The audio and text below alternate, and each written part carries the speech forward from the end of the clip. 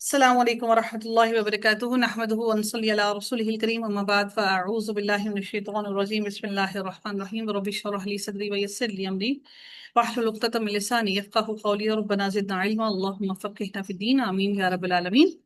آغاز ہوتا ہے جی رکوع نمبر 10 کا، اس کی تفسیر کو دیکھتے ہیں۔ اللہ تعالیٰ ارشاد فرماتے ہیں وقال الذی آمن یا قوم اتبعونی اہدکم سبیل الرشاد۔ اللہ تعالیٰ فرماتی ہیں اس مومن شخص نے کہا کہ اے میری قوم کے لوگو تم سب میری پیروی کرو، میں نیک راہ کی طرف تمہاری راہبری کروں گا۔ اب یہ بات کس کی چل رہی ہے؟ فرعون کی قوم میں سے ایمان والا پھر بولا، یعنی یہ ایمان والا جو ایک آدمی تھا جس نے ساری قوم کو بلا رہا تھا، وہ پھر بولا اور کہا کہ دعویٰ تو فرعون بھی کرتا ہے کہ میں تمہیں سیدھے راستے پر چلا رہا ہوں، لیکن حقیقت یہ ہے کہ فرعون بھٹکا ہوا ہے۔ جس راستے کی نشاندہی کر رہا ہوں وہ سیدھا راستہ ہے، اور وہ وہی راستہ ہے جس کی طرف تمہیں حضرت موسیٰ علیہ السلام دعوت دے رہے ہیں۔ اس لیے انہوں نے کہا کہ اے میری قوم، اس ایمان والے آدمی نے کہا کہ اے میری قوم کے لوگو تم سب میری پیروی کرو، میں نیک راہ کی طرف تمہاری راہبری کر رہا ہوں، تمہیں بلا رہا ہوں۔ پھر مزید کہا یا قوم انما هذه الحیات الدنیا متاع وان الآخرۃ ہی دار القرار۔ اور اے میری قوم، یہ حیات، یہ جو دنیا کے متاع جو ہے، دنیا کی زندگی کا جو فائدہ ہے یہ فانی ہے، یعنی کہ یہ دنیا کی زندگی کا فائدہ بہت ہی قلیل اور کم ترین ہے۔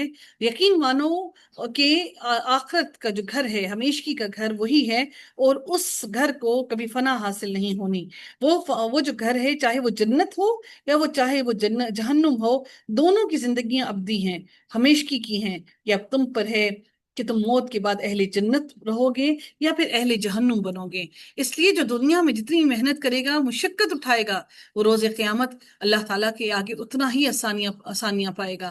تو دنیا کی مشقت ہمیں دیکھنی ہے کہ ہماری دنیا کی مشقت ہماری جو دنیا میں ہم مشقت اٹھا رہے ہیں وہ کس کے لیے؟ اللہ کو راضی کرنے کے لیے یا دنیا کو راضی کرنے کے لیے؟ آج میں اسی طرح سے جو صبح بتا رہی تھی کہ جو سن ہے اس کا ہاٹ پوائنٹ جو ہے وہ اس کا 56,000 سیلسیس ہے، اور جب آپ اس کے مڈل میں جاتے ہیں، جب آپ اس کے درمیان میں جاتے ہیں، سن کے درمیان میں جب اس کا مڈل پوائنٹ ہے تو 15 کروڑ سیلسیس اس کا ٹمپریچر ہے۔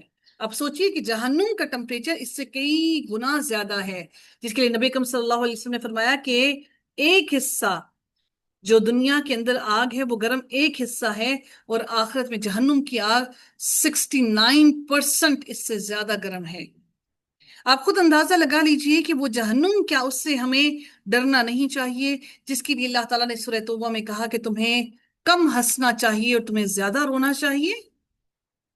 لیکن بدقسمتی سے ہماری آنکھوں سے اس خوف سے، ڈر سے کہ ہم جہنم میں کہیں داخل نہ کر دیے جائیں، آنسو نہیں بہتے، اور ہمیں ایسا محسوس ہوتا ہے کہ ہم جہنم سے آخر کار ہم لوگ جہنم سے جب ہم آزاد ہوں گے تو جنت میں داخل کر دیے جائیں گے، لیکن وہ جہنم بڑی سخت ہے، اس میں ایک لمحے کے لیے داخل ہونا بھی بہت مشکل ہے۔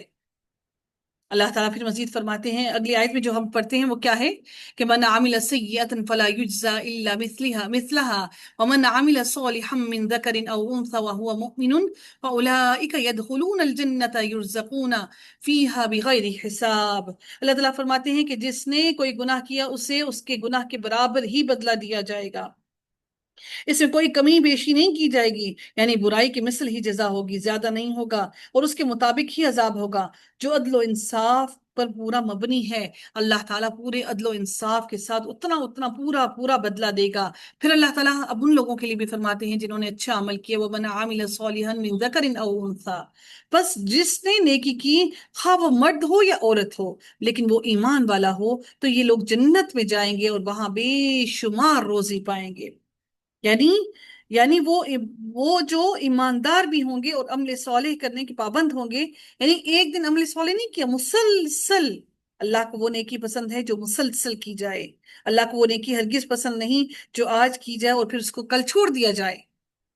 اس لیے شیطان کی ان چنگلوں سے بچنے کی کوشش کیجئے جس میں وہ مسلسل مصروف ہے، اور اللہ تعالیٰ ان کو بغیر حساب کے دے گا، یعنی بغیر اندازے کے، وہ جتنی چاہیں گے وہ اتنی نعمتوں سے محظوظ ہوں گے۔ وَيَا قَوْمِ مَا لِي أَدْعُوكُمْ إِلَى النَّجَاةِ وَتَدْعُونَنِي إِلَى النَّارِ۔ اللہ تعالیٰ فرماتے ہیں اے میری قوم، یہ کیا بات ہے کہ میں تمہیں نجات کی طرف بلا رہا ہوں اور تم مجھے دوزخ کی طرف بلا رہے ہو؟ اور یہ کہ صرف ایک اللہ کی عبادت کرو جس کا کوئی شریک نہیں ہے، اور اس کے رسول کی تصدیق کرو جو اس نے تمہاری رہنمائی اور ہدایت کے لیے بھیجا ہے۔ توحید کے بجائے شرک کی دعوت تم مجھے دے رہے ہو، اور میں تو تمہیں اللہ کے عذاب سے، جہنم کے عذاب سے بچا رہا ہوں۔ اس لیے میں تمہیں اللہ کے دین کی طرف بلا رہا ہوں تاکہ اس جہنم سے تم نجات پالو۔ تدعوننی، اور تم مجھے بلا رہے ہو آگ کی طرف۔ کیسی دوستی ہے تمہاری کہ میں تمہیں جنت کی طرف، تمہیں نعمتوں کی طرف بلا رہا ہوں، اور تم مجھے بلا رہے ہو اس جہنم کی آگ کی طرف۔ تدعوننی لیکفر باللہ واشرک بہ ما لیس لی بہ علم وانا ادعوکم الی العزیز الغفار۔ تم مجھے یہ دعوت دے رہی ہو کہ میں اللہ کے ساتھ کفر کروں اور اس کے ساتھ شرک کروں جس کا کوئی علم مجھے نہیں، جس کو میں نہیں جانتا کہ اس نے کوئی چیز پیدا کی ہے، جس کو تم اللہ بنا رہے ہو، خدا بنا رہے ہو، اور تم اس کو اپنا معبود بنا رہے ہو۔ تم مجھے اس کی طرف پکار رہے ہو، اور میں تمہیں غالب، بخشنے والے معبود کی طرف دعوت دے رہا ہوں۔ عزیز ان کا مطلب ہے کہ غالب، جو کافروں سے انتقام لینے اور ان کو عذاب دینے پر قادر ہے۔ غفار، اپنے ماننے والوں کی غلطیوں، کوتاہیوں کو معاف کر دینے والا اور ان کی پردہ پوشی کرنے والا ہے۔ یعنی اللہ تعالیٰ کی یہ جو صفت ہے غفار، یہ اللہ تعالیٰ صرف اپنے ماننے والوں کی غلطیوں اور کوتاہیوں کو معاف کرنے والا ہے، اور ان کے گناہوں کی پردہ پوشی کرنے والا بھی ہے۔ سبحان اللہ، جبکہ تم جن کی عبادت کرنے کی طرف مجھے بلا رہے ہو وہ بالکل حقیر اور کم تر چیزیں ہیں، نہ وہ سن سکتے ہیں، نہ وہ دیکھ سکتے ہیں، اور نہ ہی تمہاری کسی بات کا جواب دے سکتے ہیں۔ لا جرم ان ما تدعونني الیہ لیس له دعوة فی الدنیا ولا فی الآخرة وان مردنا الی اللہ وان المسرفین هم اصحاب النار۔ یہ یقینی بات ہے کہ تم مجھے جس کی طرف بلا رہے ہو وہ نہ تو تم دنیا میں پکارے جانے کے قابل ہے، یہ بات سچ بالکل پکی ہے کہ اس میں کوئی جھوٹ نہیں ہے۔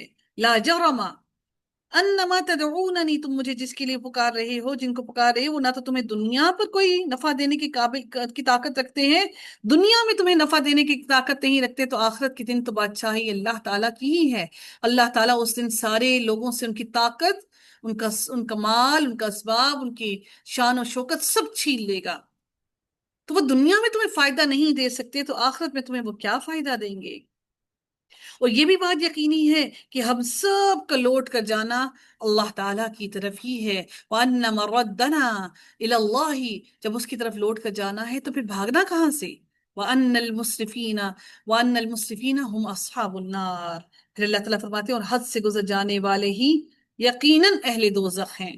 جو اللہ تعالیٰ کی باتیں نہیں سنتے، جو حد سے بڑھ جاتے ہیں، جو تکبر میں چلے جاتے ہیں، جو کافر ہیں، جو مشرک ہیں، جو نافرمانی کرنے میں حد سے گزر جاتے ہیں، جو گناہگار مسلمان ہیں، جو بار بار گناہ کرتے ہیں اور پھر اس پر ڈٹ جاتے ہیں، وہ جہنم والے ہیں۔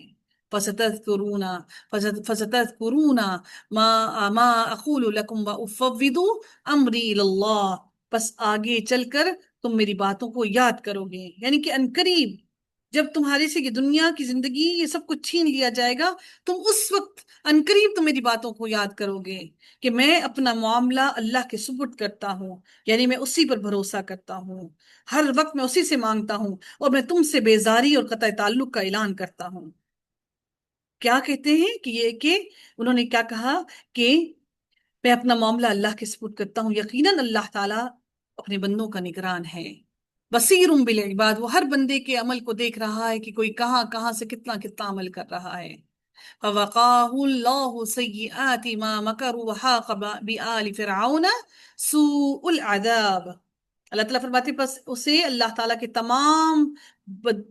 نے تمام بدیوں سے محفوظ رکھ لیا جو انہوں نے سوچ رکھی تھی، اور فرعون والوں پر بری طرح کا عذاب الٹ پڑا۔